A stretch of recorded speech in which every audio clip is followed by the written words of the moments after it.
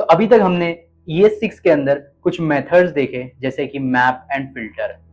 ये एरे के ऊपर कुछ ऑपरेशंस परफॉर्म करने के लिए आए।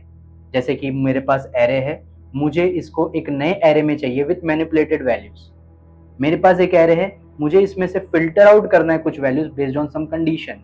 यहाँ पे मैं ये एरे के मेथड्स यूज कर सकता हूँ। Just like that reduce method भी हम लोग इसीलिए यूज करेंगे कि हमको कुछ ऑपरेशन परफॉर्म करना है। जैसे मेरे पास एक एरे है, एरे की वैल्यूज को मुझे सम अप करना है एक वैल्यू के ऊपर। यहाँ पे मैं रिड्यूस का यूज करूंगा। Welcome everyone in code craft with Munaf, जिसमें हम देखने वाले हैं reduce method. So let's get started.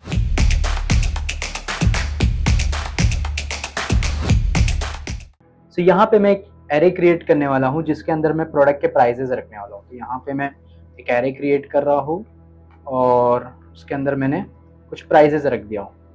Now इसको मैं एक वेरिएबल में स्टोर कर ले रहा हूँ, प्रोडक्ट्स प्राइजेस बोल के। ओके, अभी मुझे करना क्या है कि मेरे पास एक एरे है विद द प्राइजेस, मुझे इसका टोटल निकालना है। ओके, कि जो करंटली टोटल है 600, मुझे पता करना है कोडिंग थ्रू कि इसका टोटल क्या है, टोटल प्रोडक्ट प्राइसेस है क्या। सो इसका एक तरीका है कि मैं एक इनिशियल वैल्यू बना लूंगा, एक इनिशियल वेरिएबल बना लूंगा टोटल बोल के, जिसको मैं 0 से स्टार्ट करूंगा, इनिशिएट। ओके, और मैं प्रोडक्ट प्राइसेस पे लूप करते जाऊंगा एक एक करके, और एक एक वैल्यू को टोटल में प्लस करते जाऊंगा। ये एक तरीका है जो हम लोग लूप के जरिए हम लोग इस पे इम्प्लीमेंट कर सकते हैं। अब यही चीज मैं रिड्यूस मेथड के जरिए भी कर सकता हूँ। रिड्यूस मेथड के जरिए कैसे करूंगा? प्रोडक्ट प्राइजेस, पहले सिंटैक्स देख लेते हैं कि product prices since it is a array, तो इसके ऊपर डॉट नोटेशन पे हम लोग को कुछ मेथड्स मिलते हैं, जैसे कि मैप, फिल्टर। वैसे ही रिड्यूस भी एक मेथड मिलता है। तो रिड्यूस मेथड है, एक फंक्शन है, तो हमको इसको कॉल करना पड़ेगा। एंड अगेन इसके अंदर ये कुछ पैरामीटर्स एक्सेप्ट करता है जो हमें प्रोवाइड करने पड़ेंगे। पहला है call back function. Call back function हम लोग ने मैप फिल्टर में ऑलरेडी देखा है कि एक एनोनिमस फंक्शन होता है जिसका कोई नाम नहीं होता फंक्शन का। वो फंक्शन जिसके अंदर हम लोग लॉजिक लिखते हैं, और वो लॉजिक एवरी वैल्यू के लिए चलने वाला है।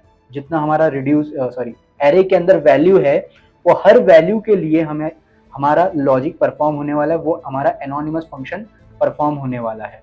तो वो फंक्शन हम लोग यहाँ पे प्रोवाइड कर देते हैं, एक एनोनिमस फंक्शन, पहला पैरामीटर। ठीक है, सेकंड पैरामीटर ये एक्सेप्ट करता है, that is a initial value. अगर तुमको कोई इनिशियल वैल्यू इसको प्रोवाइड करनी है, तुम वो इनिशियल वैल्यू प्रोवाइड कर सकते हो। जैसे कि यहाँ पे अगर मैं इनिशियल वैल्यू नहीं भी दूंगा तो बाय डिफॉल्ट 0 वैल्यू ले लेगा। अगर मैं यहाँ पे देना चाहूँ तो दे सकता हूँ। तो यहाँ पे मैंने क्या किया हूँ, कॉल बैक फंक्शन प्रोवाइड किया हूँ और इनिशियल वैल्यू प्रोवाइड किया। इनिशियल वैल्यू जो रहेगी वो हमारी नंबर ही रहेगी। ठीक है, तो यहाँ पे हमारे को एक आइडिया आ गया कि प्रोडक्ट प्राइसेस के ऊपर एरे के ऊपर रिड्यूस मेथड अप्लाई कैसे करते हैं। ओके, रिड्यूस मेथड हमारे दो चीज एक्सेप्ट करता है, कॉल बैक फंक्शन और एक initial value. Also call back function के अंदर वो दो पैरामीटर पास करता है। फर्स्ट इज एक्यूमुलेटर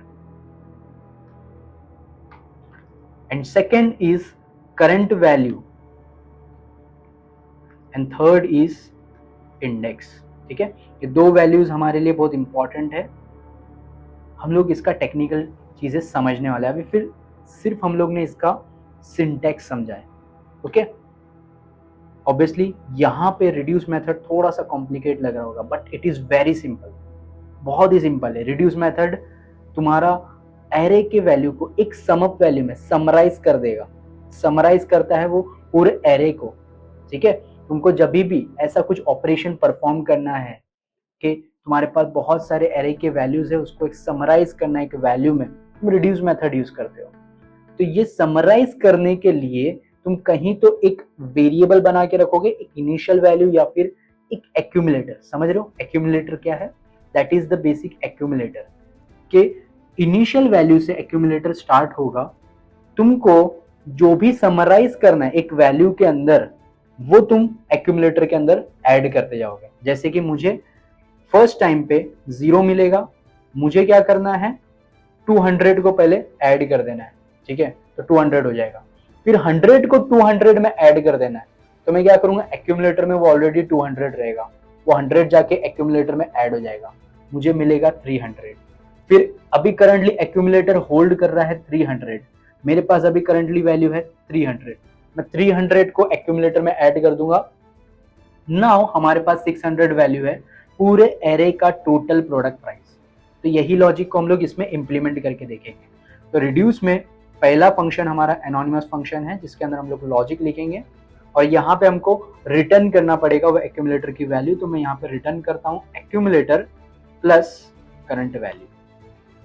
ओके, और जब ये पूरा फंक्शन रन हो जाएगा, रिड्यूस मेथड पूरा रन हो जाएगा, हमको ये रिटर्न करेगा जो भी समराइज्ड वैल्यू थी जिसके लिए हम लोग रिड्यूस लिख रहे थे। रिड्यूस का मेथड ही वही है कि पूरे एरे को एक वैल्यू पे रिड्यूस कर रहा है। तो यहाँ पे हमको वो टोटल प्राइस हम लोग को रिटर्न कर देगा। तो यहाँ पे मैं टोटल प्राइस बोल के एक वेरिएबल बनाया हूँ and let's console the total price to understand कि हमारा रिड्यूस मेथड वर्क किया है नहीं किया है एज एक्सपेक्टेड। सो यहाँ पे मैं रन करने के लिए node array method .js and as you can see हमें वैल्यू दिया है उसने 600। ठीक है, तो this is basically the reduce method. इसमें कोई भी क्वेश्चन है आप लोगों को तो कमेंट में जरूर बताइए, कमेंट सेक्शन में आपके जो भी क्वेश्चन है regarding reduce and any method regarding array. तो आज की वीडियो में इतना ही। वीडियो अच्छा लगा है तो लाइक कीजिए, शेयर कीजिए और चैनल को सब्सक्राइब करना ना भूलें।